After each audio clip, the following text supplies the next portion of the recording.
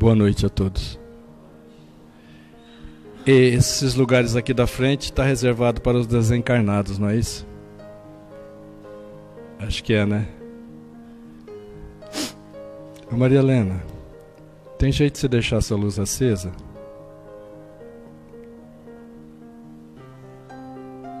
Isso, porque eu estou jogando a filmagem ali, aí fica tudo escuro.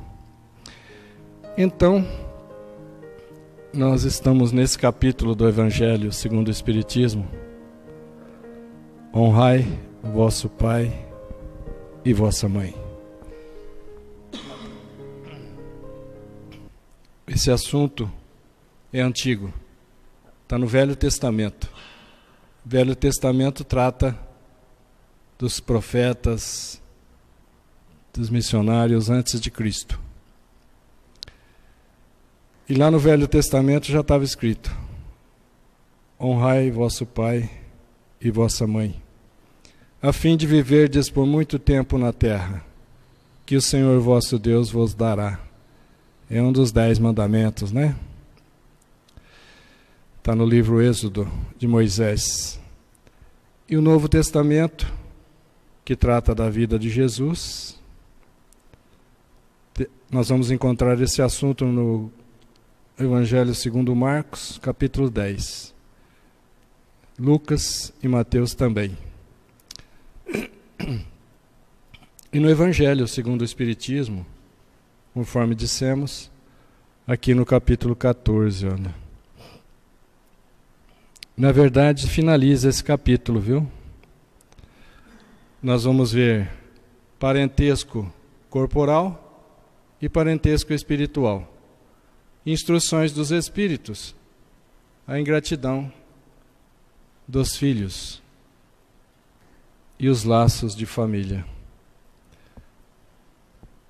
Existe parentesco corporal? Todos sabemos que existe. Corporal, parentesco corporal, existe. Pai, mãe, filho, né? Irmãos. Mas existe também o parentesco espiritual.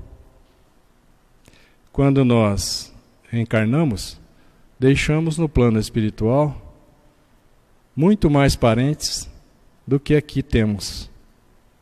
Nossos parentes na espiritualidade estão em número muito maior do que aqui. Neste caso aqui, olha, esse senhor está desencarnando. Em perispírito, ele já está acolhido pela mãezinha aqui, ó. E mais 2 familiares. E mais aqui não, que já encarnados. Percebe? Então aqui, os parentes espirituais. E aqui os parentes do corpo, os parentes de sangue, né?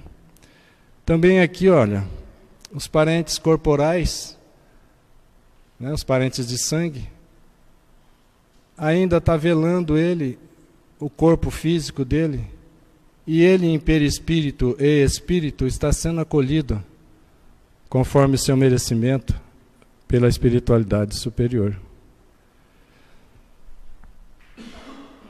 Veja que maravilha, né? Veja, a família, o pai, a mãe, o filho, e os parentes espirituais também, aqueles que velam por nós. O corpo gera o corpo. Os pais dão a nós material genético para cada um construir seu corpo conforme quer, conforme deseja, conforme sabe fazer. Então o corpo gera o corpo, porém o espírito não é gerado pelo espírito dos pais.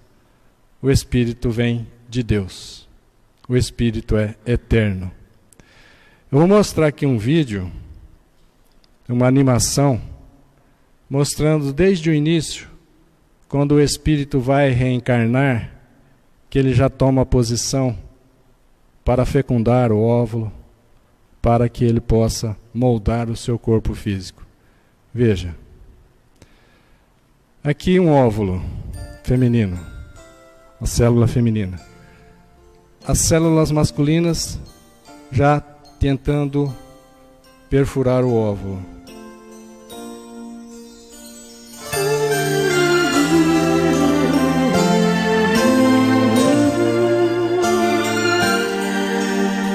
primeiro que penetra o óvulo, já não entra mais nenhum. Aqui vai o núcleo da célula, o núcleo que se funde com o núcleo da célula feminina e começa a multiplicação. Nós estamos presentes em espírito, moldando o nosso corpo.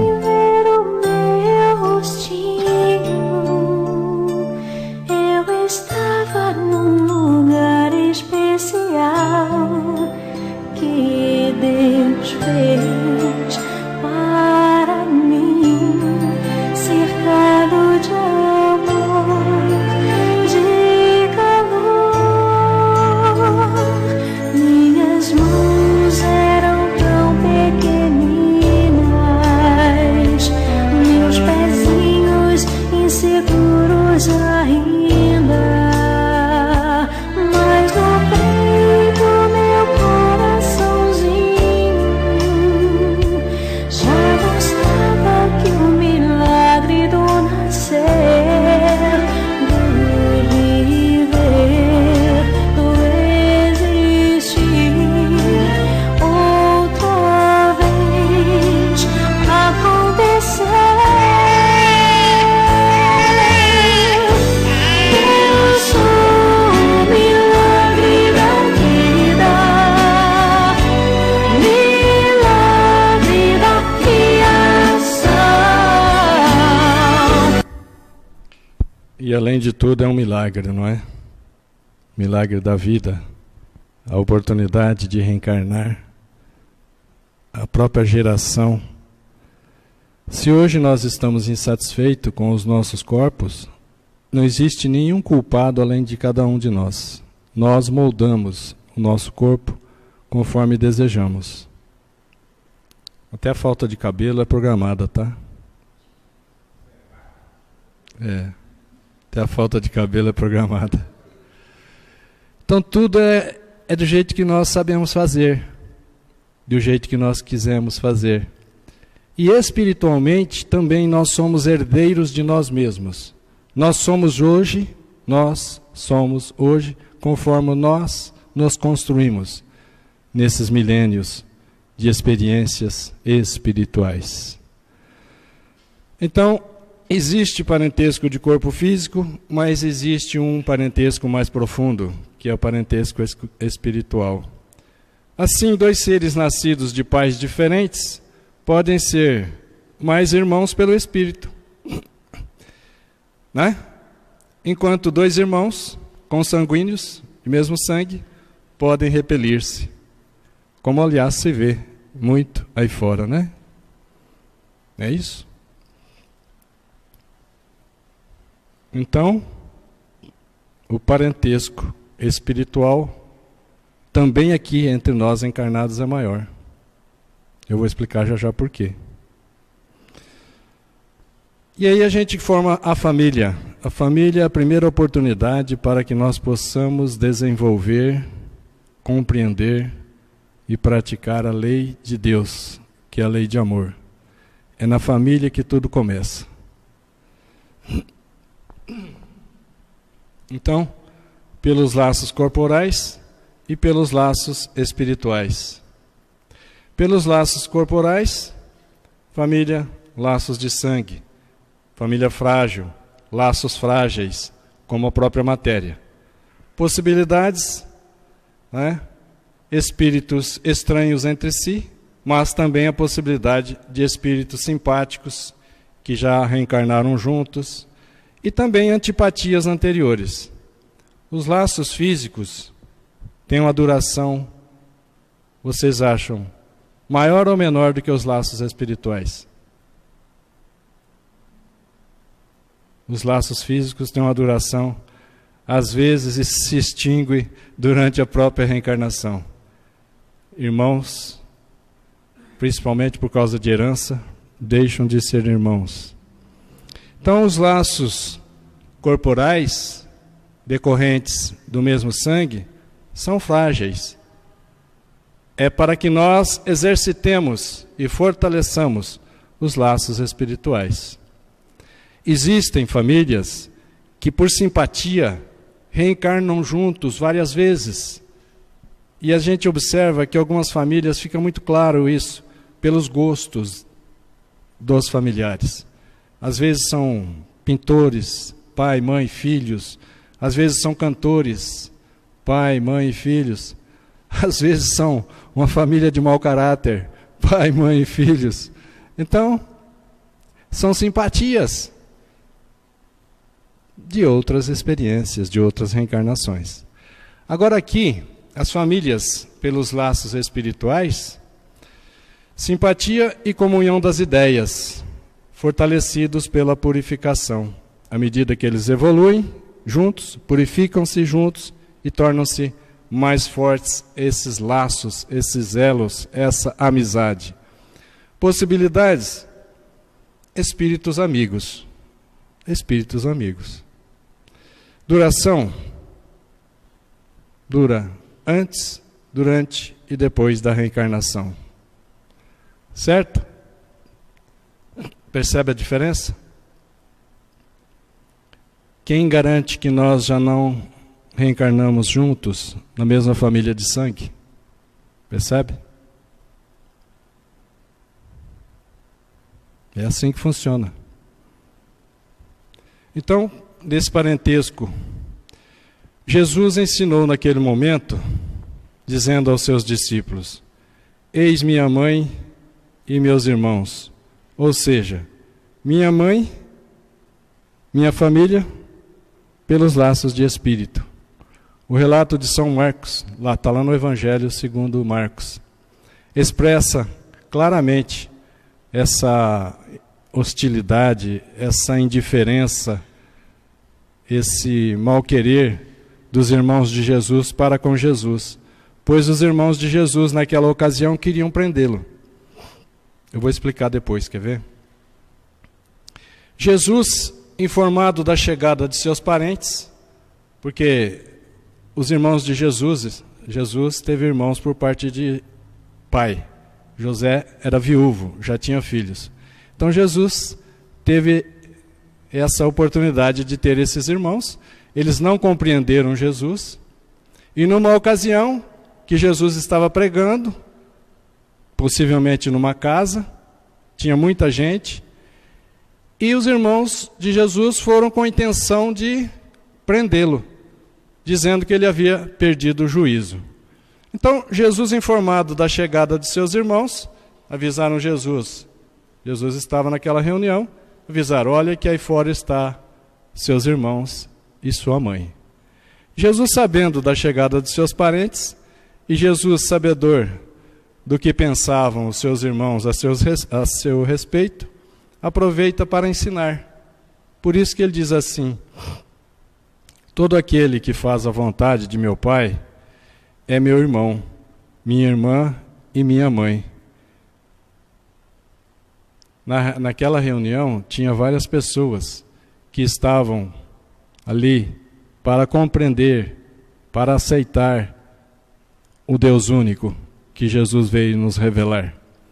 Ali tinha várias pessoas, os apóstolos também, e esses eram mais irmãos de Jesus porque tinha afinidades de pensamentos, afinidades de sentimentos, e isso é o que importa.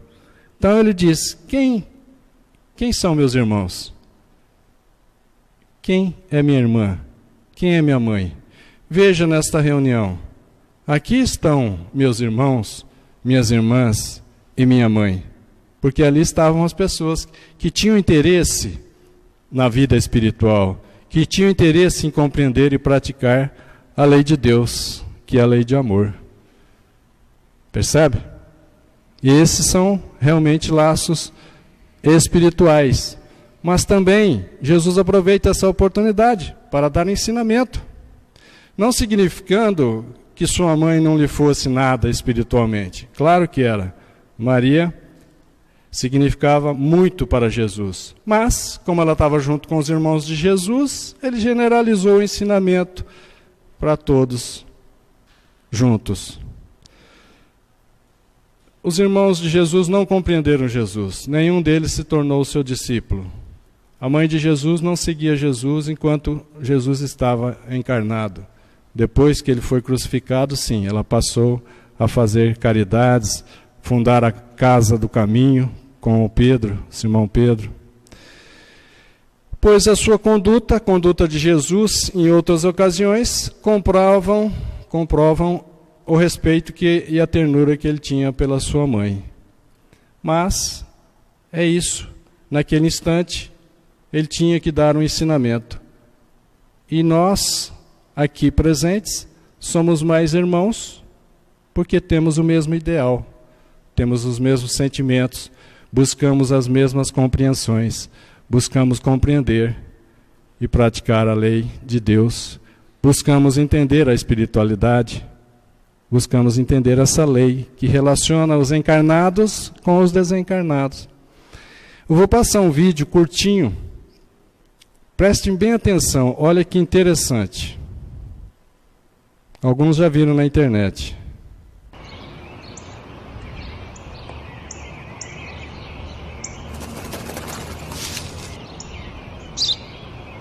Τι είναι αυτό?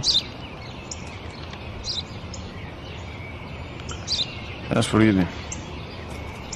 Pássaro.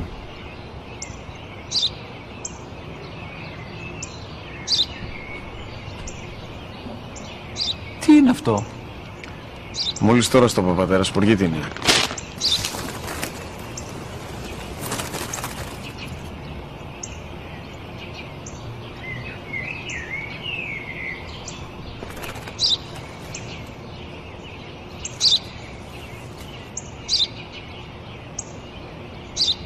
Τι είναι αυτό? Ένα σπουργίτι είναι, πατέρα. Ένα σπουργίτι. Σπουργίτι!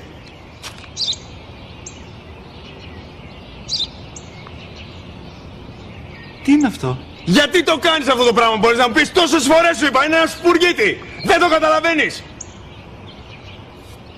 Πού πας?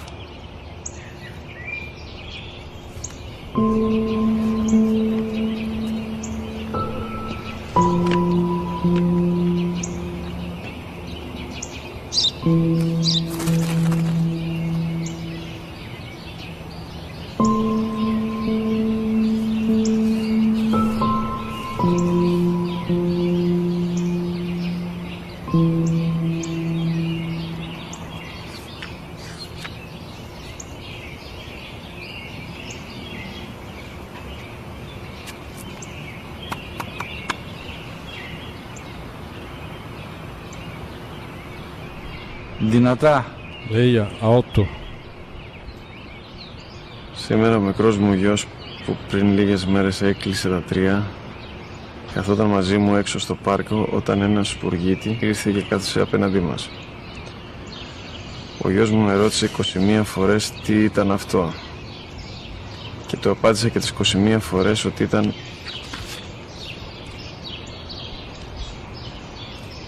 ένα σπουργίτι.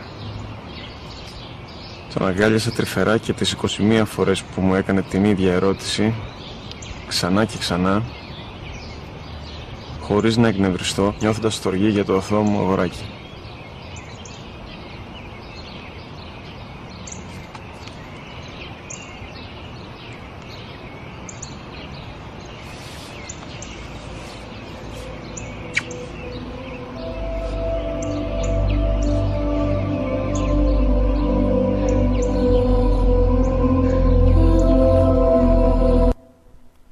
Esse é o novo título de hoje, né?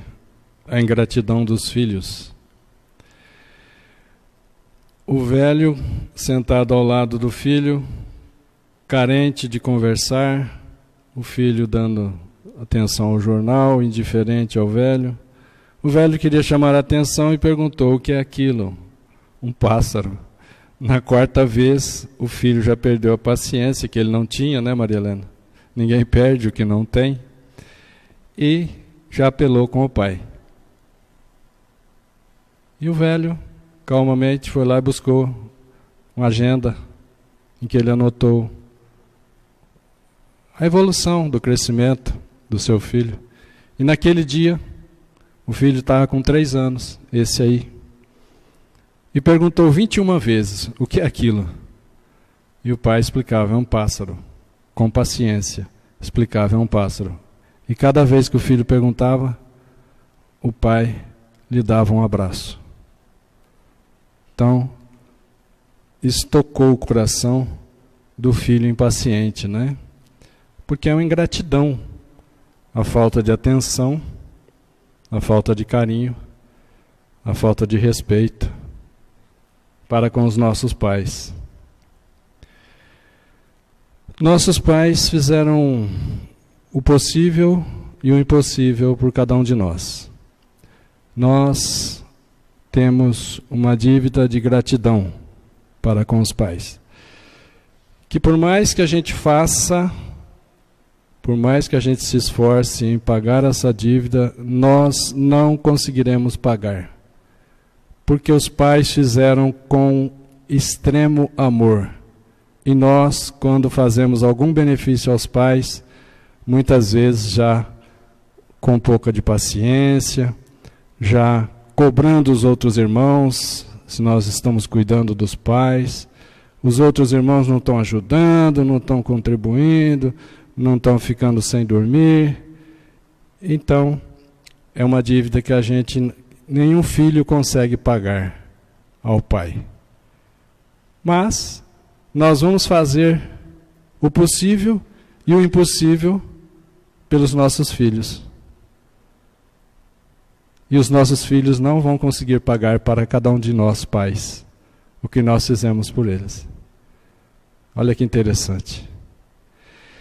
Então, esse tema que está no Evangelho, narrado por Santo Agostinho, ele expressa bem essa ingratidão dos filhos para com os pais. E mostra bem os laços de família. Porque muitas vezes pai e filhos vêm juntos, mas eles têm que se acertarem. Em alguns casos, eles têm dificuldade no relacionamento. Fruto, resultado de vivências anteriores, que um tenha magoado o outro, ou o outro magoou o um. Nós reencarnamos e aí sim, para ajuste dessas dificuldades. Quando nós desencarnamos, nós fazemos o juízo final. Como os evangélicos esperam, o juízo final existe sim, e será feito sim, no final de cada reencarnação. Nós avaliamos os acertos e procuramos repeti-los. Nós identificamos os erros, os defeitos, os vícios, e procuramos eliminá-los. Então, quando no plano espiritual identificamos alguma pessoa que vivemos juntos e ofendemos, magoamos de alguma forma, nós, depois de fazer essa reflexão, depois de fazer esse juízo final, decidimos em reparar o erro, movidos pelo arrependimento, movidos pelo remorso. Não tenham dúvida que o remorso é uma força fantástica. E as portas de Deus nunca se fecham ao arrependido. Para o arrependido, infinitamente estará abertas as portas da divindade. Aqui a gente observa os filhos modernos, porém ingratos. Esse assunto, então, dada essa instrução, essa mensagem por Santo Agostinho. Ele inicia dizendo assim: a ingratidão é um dos frutos imediatos do egoísmo. A ingratidão é resultado do egoísmo. E eu digo também que é resultado do orgulho. A ingratidão dos filhos é ainda mais grave. O fato de nós sermos ingratos é um defeito, mas quando nós somos ingratos com os nossos pais, a gravidade é muito maior. Muito, muito, muito maior. Mais tarde, esses filhos ingratos reconhecerão que, para chegar até Deus, e ser feliz, só existe um caminho: a caridade. Quando Jesus recomenda amar ao próximo como a si mesmo, imagina o quanto a gente deve amar o pai e a mãe que nos deu a vida, que nos deu a oportunidade de estarmos encarnados. Percebem?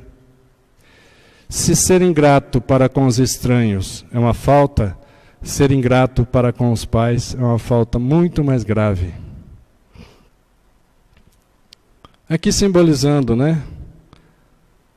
Família. Punição, né? Para os filhos ingratos, punição. Ingratidão e abandono, será ferido nas mais caras afeições, nesta encarnação ou em outra existência. Para os bons filhos, recompensa será na pátria celeste. Jesus nos indica que a gente se esforce, a recompensa é no plano espiritual. A recompensa é no plano espiritual. Não é ganhar mais dinheiro na terra. Não é acertar na loteria. A recompensa é no plano espiritual.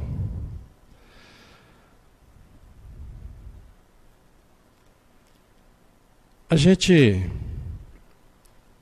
pode lembrar, nós, pais e mães, que recebemos filhos com o objetivo maior de conduzir os filhos a Deus, para que eles, os filhos, sejam felizes. Muitas vezes nós damos de tudo materialmente para os filhos, porém não lhes damos um caminho para serem felizes. Filhos ricos, infelizes. Filhos com tantas coisas e infelizes. Não foram preparados espiritualmente, não foram conduzidos, e esse é o objetivo maior dos pais. Então, a criança que reencarna em nosso lar, muitas vezes pediu, implorou para reencarnar em nosso lar. E nós, nessa situação, podemos dizer assim: mas olha que reencarnar no meu lar, lá tem muita disciplina. E o Espírito fala: é isso que eu preciso. Eu sou indisciplinado, eu preciso de disciplina. Estou lhe procurando porque sei que você tem disciplina e vai me colocar disciplina. Como Emmanuel pergunta para Chico Xavier: Chico, você quer servir a Jesus através da mediunidade? Chico Xavier responde: sim. Então, Chico, tem 3 coisas que você precisa fazer. Quais são? Chico Xavier pergunta entusiasmado. E Emmanuel diz: primeira coisa, disciplina. E Chico pergunta: e a segunda coisa? Disciplina. E a terceira coisa, Emmanuel? Disciplina. E a gente viu quanto Chico Xavier foi disciplinado, né? Então o espírito precisa de disciplina e ele pede para reencarnar em nosso lar. E nós, depois, por ocupações, por descuido, por terceirização dessa educação moral dos nossos filhos, deixamos de fazer isso. E o filho, o espírito, quando reencarna, é um livro em branco, para ser escrito com as mãos do reencarnante e dos seus responsáveis, que sejam os pais, ou que seja o avô, a avó, padrasto, madrasta, etc. Então, ali está o momento de disciplinar. E assim passa despercebido algumas vezes, né? Aí Deus pode perguntar, e perguntará assim para cada um de nós: que fizestes do filho confiado à vossa guarda? Ensina a vossos filhos que eles estão na terra para se aperfeiçoar e aprender a lei de amor. Desde o berço, a criança manifesta os instintos bons ou maus, e a gente tem que corrigir. Se deixardes desenvolver na criança o egoísmo e o orgulho, não vos espanteis de serdes mais tarde pagos com ingratidão. Então, se a gente falhou na educação moral dos filhos, deixou que eles tornassem-se egoístas, ingratos, não tenham dúvida que no final eles serão egoístas e ingratos para conosco. A começar que vão escolher um asilo para colocar cada um de nós, onde o custo for menor para os filhos. Então, os pais que fizeram tudo o que deviam para o adiantamento moral dos filhos e, apesar de tudo, não alcançaram êxitos, são culpados? Pergunta aí para vocês.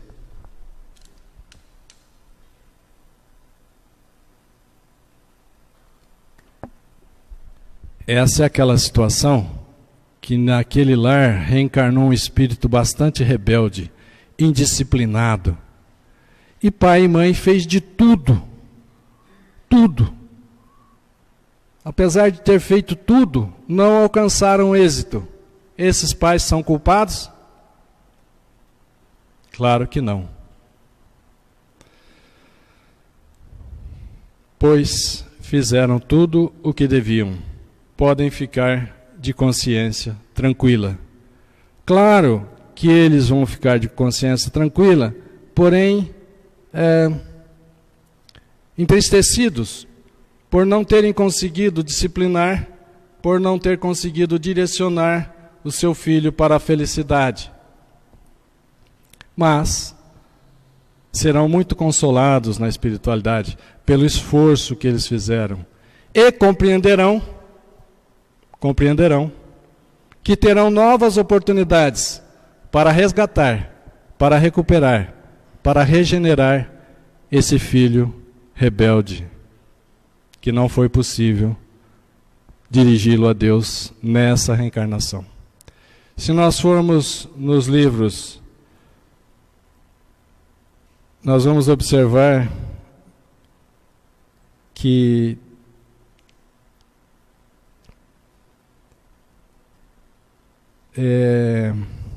Adolfo Bezerra de Menezes, que tinha um outro nome, eu não consegui lembrar agora, ele gasta 3 reencarnações para recuperar um filho, para regenerar um filho. Lembra o nome, Maria Helena? Mas eu esqueci agora. Ele realmente se esforça muito porque esse filho perseguia cristãos, matava cristãos. E Bezerra de Menezes tinha esse espírito para ele muito caro, muito amigo. E ele, na sua bondade, recupera assim, depois de 3 reencarnações. Então, ninguém pode se sentir aqui, nesse caso, culpado e levemente entristecido, porém com a oportunidade de resgatar, de conseguir em outras reencarnações. Tem alguns casos que a mãe, cujo filho a repele, ou a filha, daí a obra espírita nos diz que dá para deduzir que um dos dois é culpado. Um de nós é culpado. Um ou outro já odiou muito, ou foi muito odiado. Um ou outro veio para perdoar, ou expiar, ou pedir perdão. Ensinai ao filho, ou à filha, a amar, a bendizer a Deus e a se aperfeiçoar. Esse é o objetivo da reencarnação. Pais ou responsáveis, estudem os instintos da criança. Bons instintos, cultivá-los e reforçá-los. Reforçá-los é dizer: nossa, que beleza, você fez isso, ótimo, que bom. Toma aqui alguma coisa, ou toma um abraço, um beijo. Reforçar o que é bom, reforçar o que é bem, reforçar o que é correto, reforçar os instintos bons. Maus instintos, combatê-los com amor e exemplo. E exemplo, porque as crianças aprendem o que vivem. As crianças aprendem pelo exemplo dos pais, pelos exemplos dos responsáveis. Um pai que fuma, ele tem dificuldade de convencer o filho a não fumar. Um pai alcoólatra tem muita dificuldade em ensinar o filho a não beber, porque o filho vai pelo exemplo. Também fora da família, palavras convencem, mas exemplos arrastam. Não esperem que lancem raízes profundas. Serão a origem de possível ingratidão futura. A criança é aquele livro em branco que está sendo escrito. Apresentou algum desvio de conduta, algum instinto inadequado, inferior, mal, corrige. Constantemente, como faz o jardineiro, que corrige, que poda, que tira os brotos, deixando a guia da árvore crescer retamente. Então, análise dos sofrimentos. Fim de sofrimento. As provas rudes se aceita com o pensamento em Deus. É aqueles que já está em resgate. Provas difíceis, mas que a pessoa é obediente, é resignada. Resignação é aceitação, obediência do coração. E nesses sofrimentos, quando recomeço de sofrimento, é que pessoas que estão queixando durante a prova tem que fazer de novo. Percebe? Então esse negócio de ficar reclamando não é bom. Está sendo reprovado.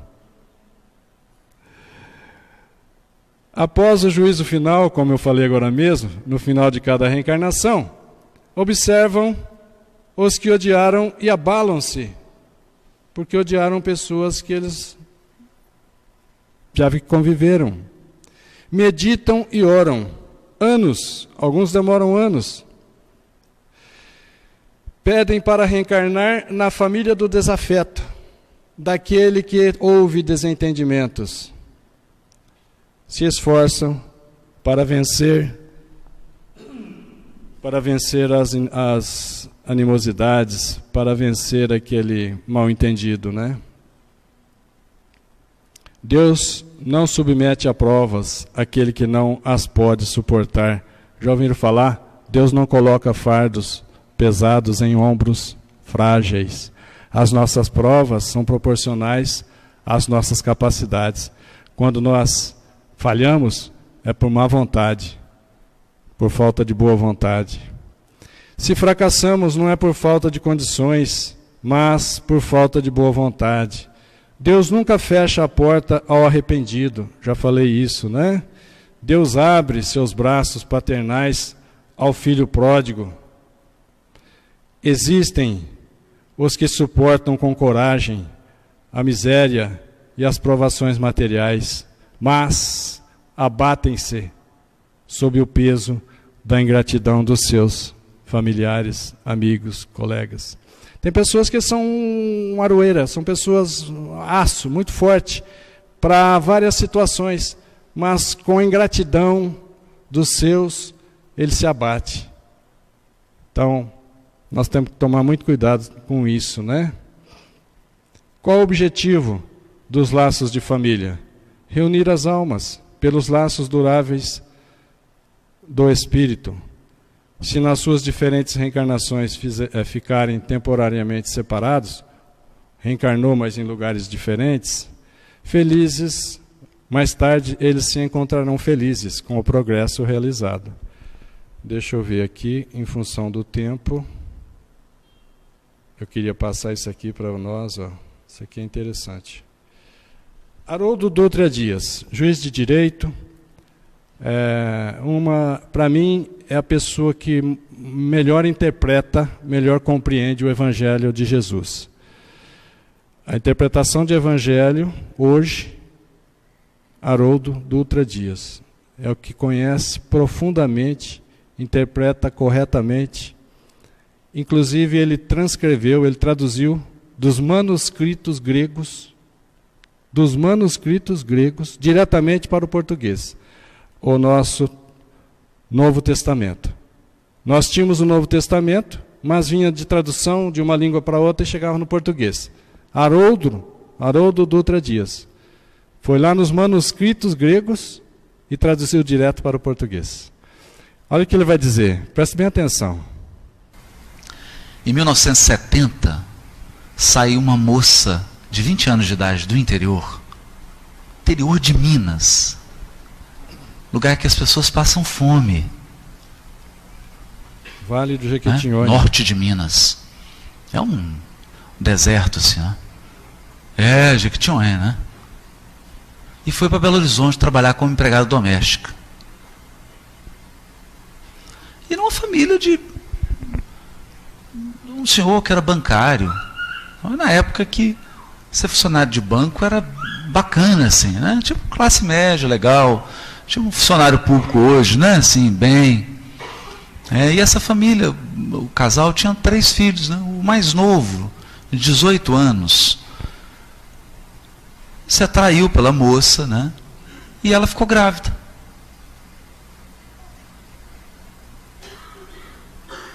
Não é? E vocês imaginam, né? Década de 70, uma família tradicional, ter a empregada da casa ficar grávida. É um negócio complicado. Foi aquele escândalo na família. Mas era uma família generosa. Generosa. Dentro do possível, né? Nós temos que entender o tempo, né?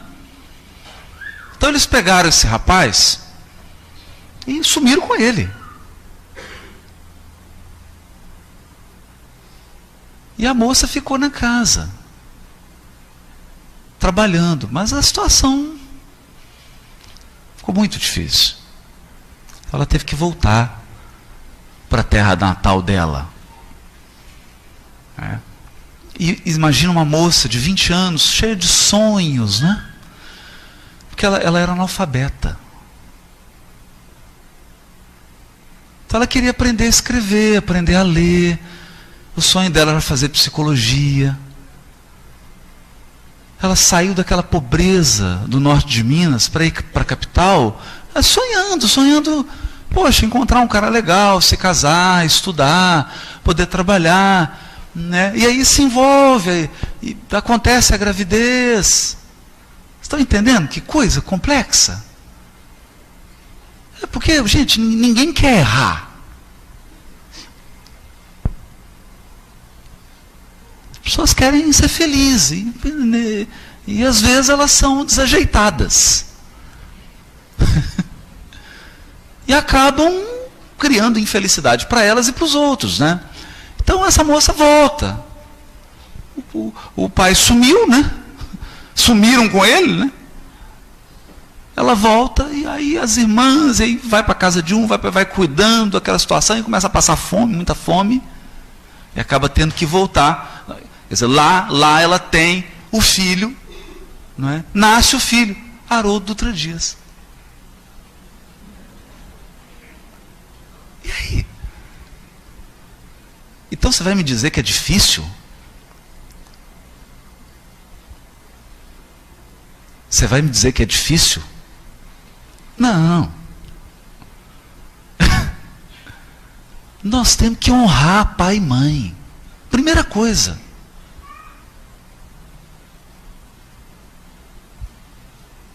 Primeira coisa. Porque eles me deram a vida. Foi suficiente. Com a ajuda de Deus e dos bons espíritos, nós estamos aqui agora. Eu só precisava nascer. O resto Deus fazia.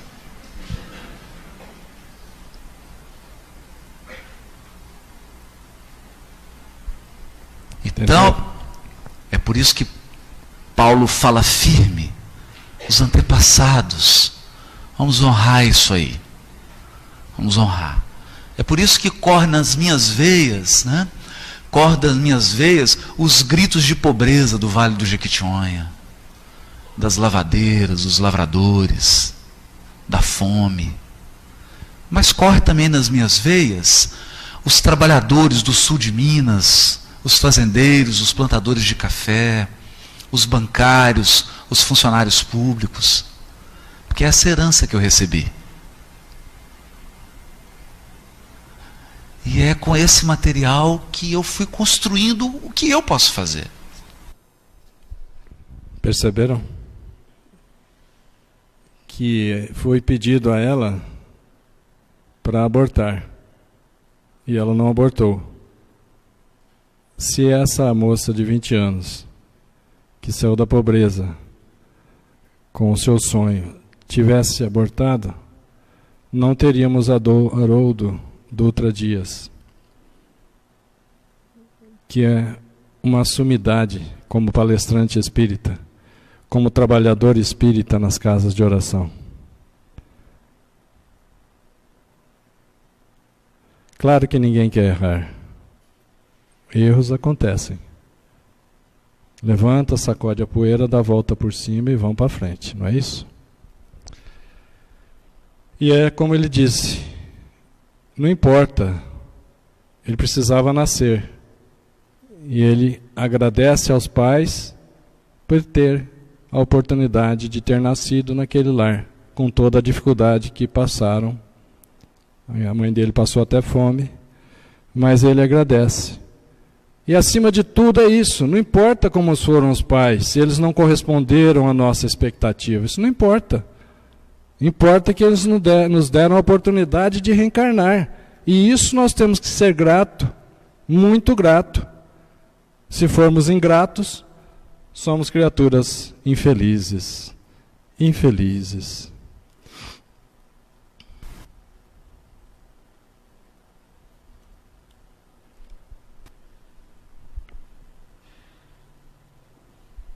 Então vamos aos passes, né?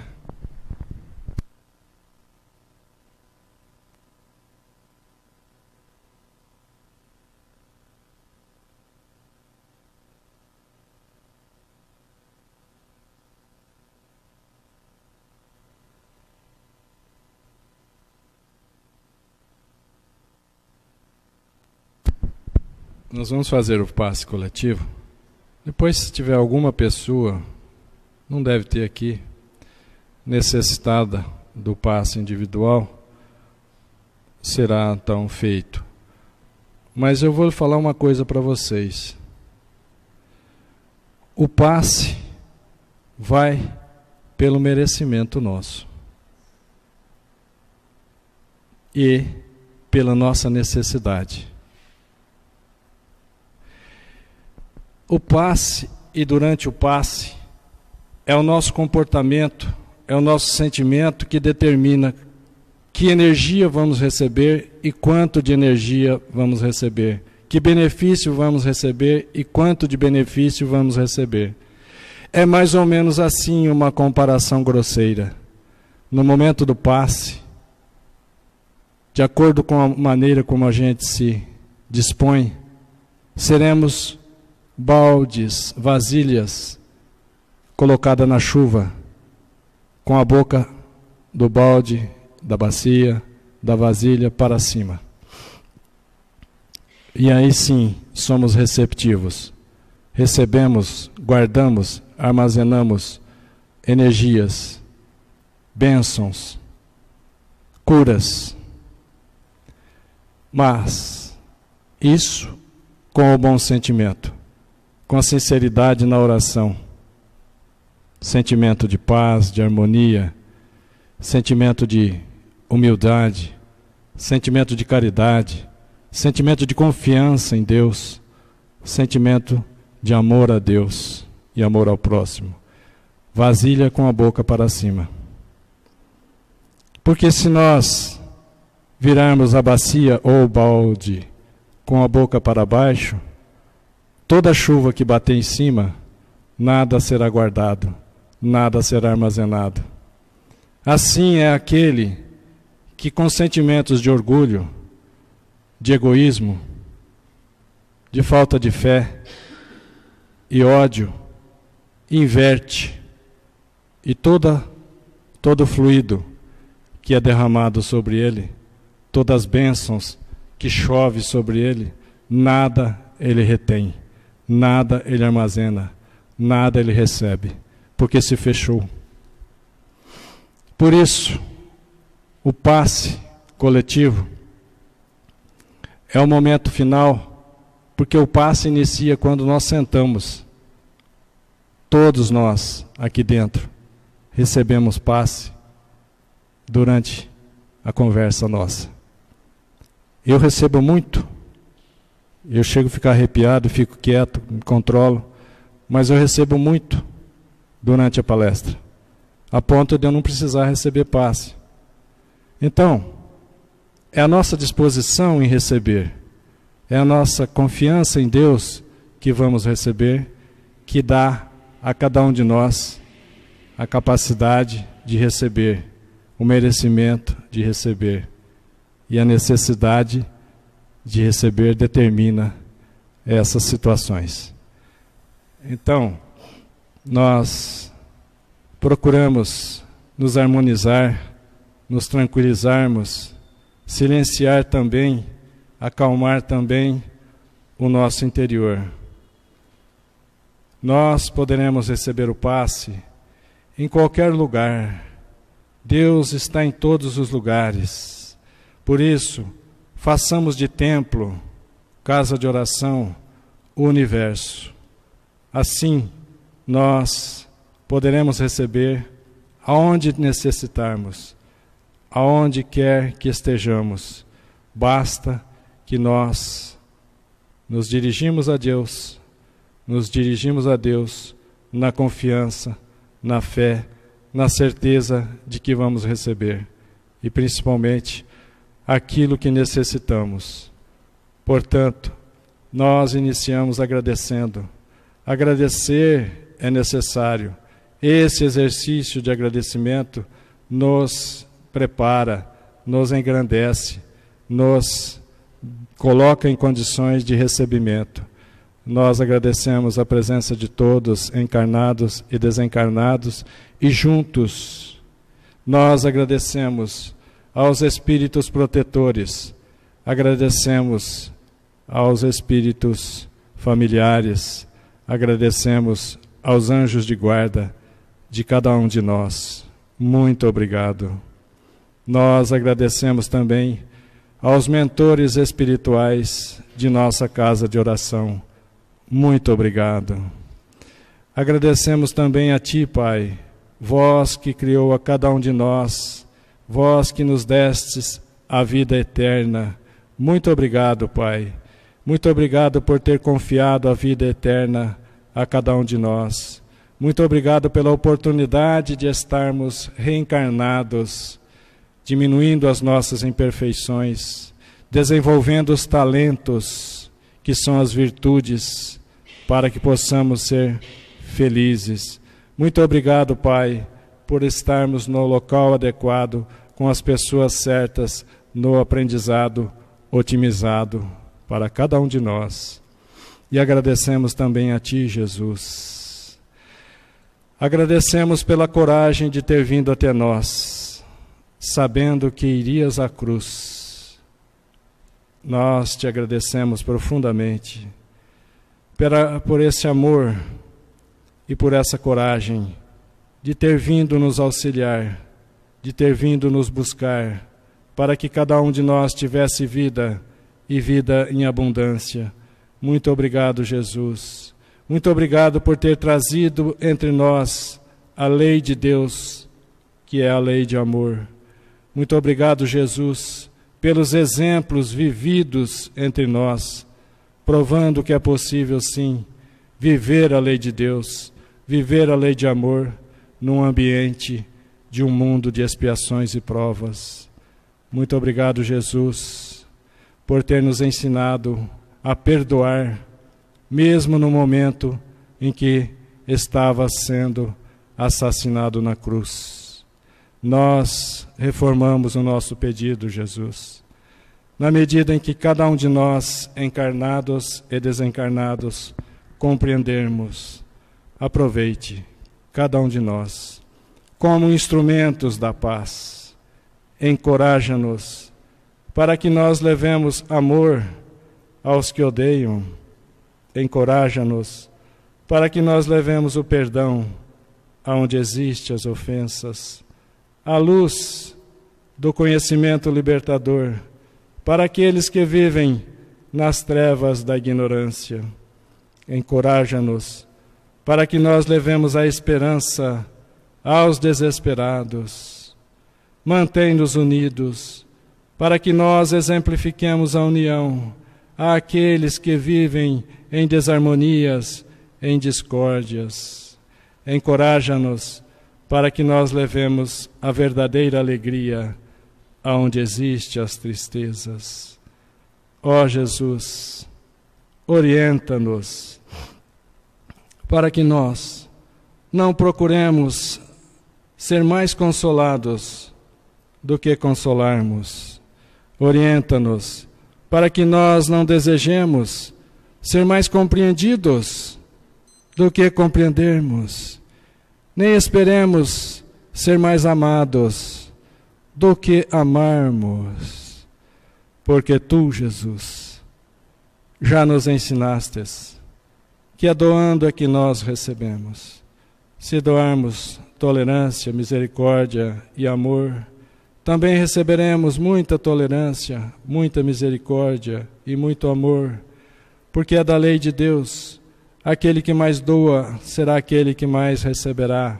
Aquele que mais ama é aquele que mais será amado. Também nos ensinastes que na medida em que nós diminuímos o orgulho, o egoísmo e a descrença e o ódio, na busca do amor, na busca da caridade, na busca da humildade e da confiança em Ti, Jesus, vamos compreendendo e adentrando ao reino de Deus. Te pedimos por último, Jesus, que essa chuva de fluidos, de bênçãos e de energias que são derramadas sobre as nossas cabeças possam ser armazenadas por cada um de nós, encarnados e desencarnados, para que possamos levar aos nossos lares, levar aos ambientes de trabalho, levar aonde quer que nós formos. Também te pedimos que as nossas humildes vibrações, resultado dos nossos mais puros sentimentos, possam se somar a toda essa chuva de bênçãos e energias para serem conduzidos aos leitos de dores, para serem canalizados aos hospitais, também para as creches, para o lar dos idosos e também para aqueles que estão nas penitenciárias, para tocar o coração de cada um deles, para que juntos possamos seguir-te, Jesus, retornando ao nosso Pai de amor e bondade. Muito obrigado, Jesus. Muita paz a todos.